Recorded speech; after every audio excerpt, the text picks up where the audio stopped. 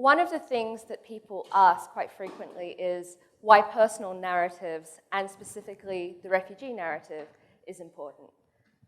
The truth is it's a very layered question, so it has to be broken down in a couple of parts. So how do you explain this to people? I did what everyone would do. I went on Google, and these are the results online if you type in refugee and Hong Kong. So let's just have a moment to just take in what's being said. Think about the word choice. When people say words like fake refugee problem, bad name, does that stir up fear? When you see the words camps or deportation, does that give a sense of reassurance? Do you feel affected by these headlines and wonder, whether there is actually a refugee crisis in Hong Kong? Wherever you sit on the political divide, it is unequivocal that these headlines use extremely evocative language designed to stir up a reaction. So let's have a think. The things that are being suggested here suggest that Hong Kong is overrun by refugees. There's a refugee problem. It insinuates perhaps that this is a new problem occurring in Hong Kong. And thirdly, perhaps people wonder whether there's any sort of responsibility that Hong Kong owes refugees and asylum seekers in Hong Kong. So, of course, with any sort of headline, you need statistics or metrics to quantify your understanding. So, in the global case, there's 68.5 million people displaced worldwide. So in Hong Kong, we actually have one of the smallest refugee and asylum seeker populations, only around 11,000 people. Hong Kong has a population of 7 million. There is one country in the world that has a similar gross population to Hong Kong, Lebanon. Lebanon has actually taken over 1 million Syrian refugees. So you think about in Hong Kong, the actual proportion of refugees in the population is less than 0.3%. It's around 0.2%. And of those that are seeking asylum, the success rate is 0.7%.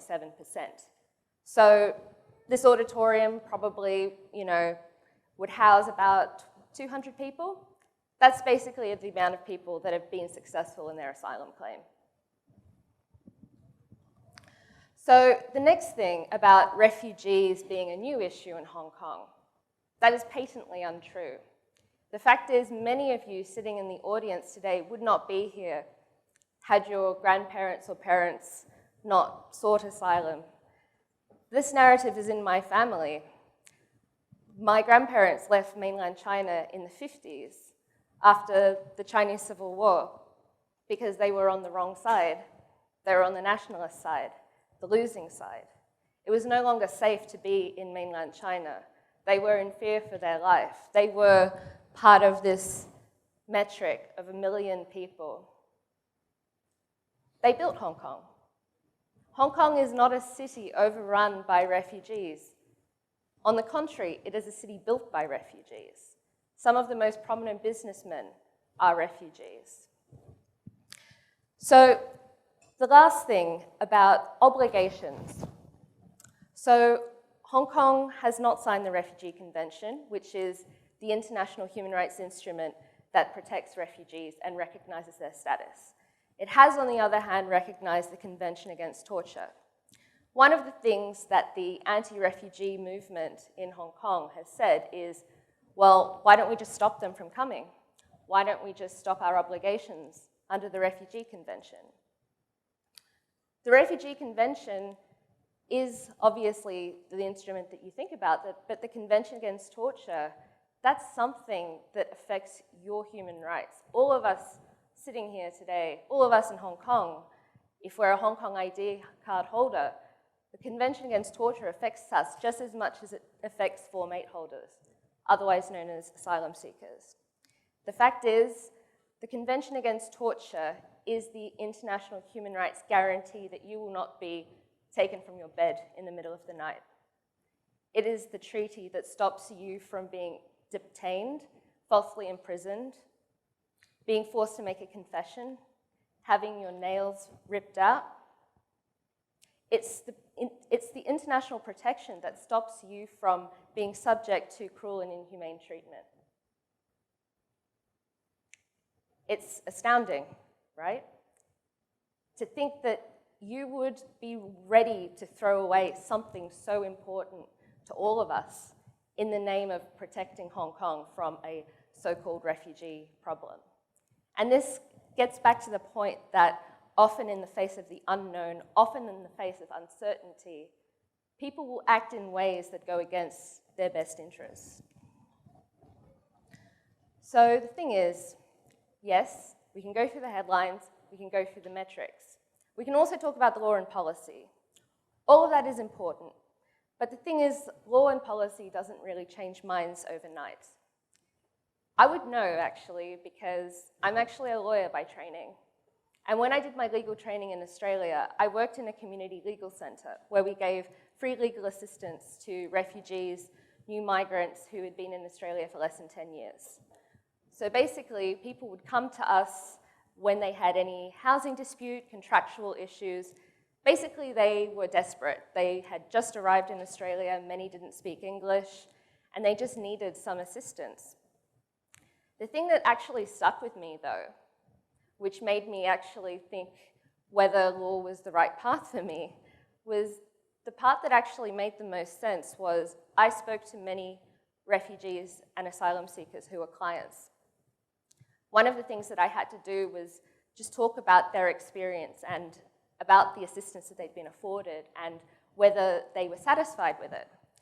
And universally, all of them said that, yeah, you know, we really are appreciative that you've helped us, but the fact remains that we are not liked here. Like, people don't want to listen to us. People don't want to see us as human beings, and all we want to do is connect with the wider community. So Australia has a patchy human rights record as well, which is the reason why you get a lot of xenophobic press around refugees. It's another reason why there's not more public outcry about the offshore detention in Manus and Nauru. But getting back to Hong Kong, I moved here for work.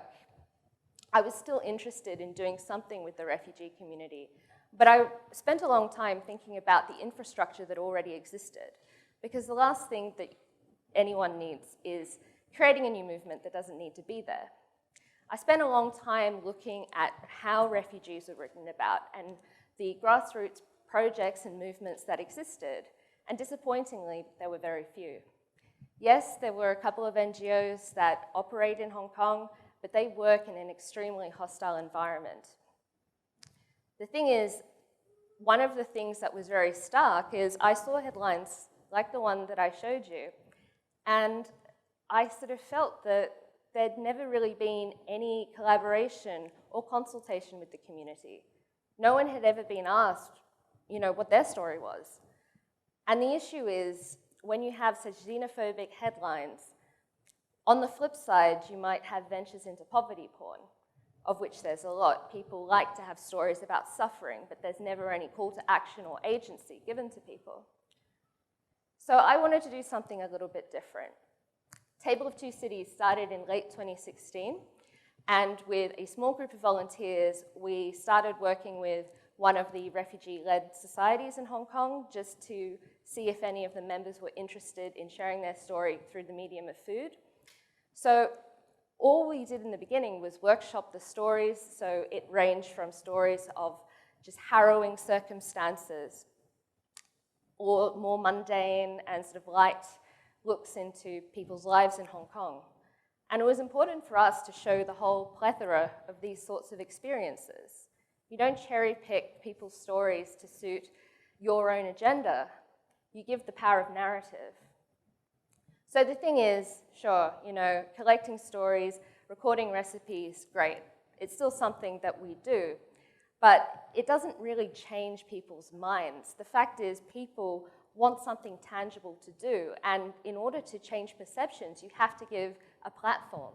You have to give people agency to take the stage and do something for themselves. And in fact, in many ways, you hold the space but you don't center yourself in it. So that's how we started to do more community events in Hong Kong, actively collaborating with refugees, activists, students, to see the best way to meaningfully engage two sides of a broken Hong Kong. That's where the name Table of Two Cities came from. It was recognizing that we are a city where essentially there are two cities within, the rich and affluent and the poor and marginalized, who coexist but rarely meet. Food is such a great and powerful tool to bring sides of a broken society together because it's something so universal. It tells stories without words. It's something that we all need as humans. So that's why we have been trying to do more of these sorts of events to give people agency to control what they want to do.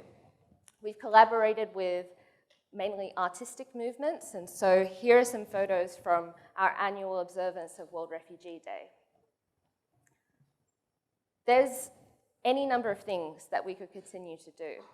The fact is, having a collaborative mindset, having the goal in mind to give agency back to people is just so important.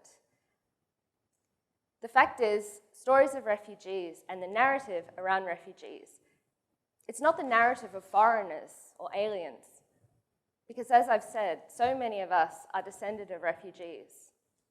It's the stories of us. And therefore, the narrative needs to be respected. It needs to be honored. When someone gives you the gift of their story, you must make the most of it. You must give them the agency to push forward and advocate for themselves.